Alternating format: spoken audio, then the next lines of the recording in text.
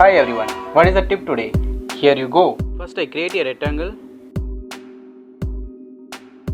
then go to layer style and stroke.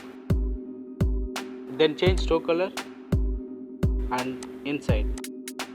Also adjust the stroke width. Then hit OK. Now create a rectangle marquee, right click, feather. That value should be 15 to 20. Then create a new layer, default color black, alt backspace to fill it.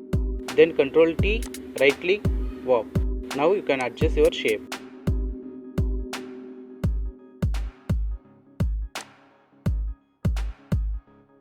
And arrange the layer to bottom. Then again Ctrl T, you can transform it. Now select both layers and give it link. Now you can move anywhere. Now placeholder ready, you can import your picture and right click, create clipping mask. So this is how you can create green shadow.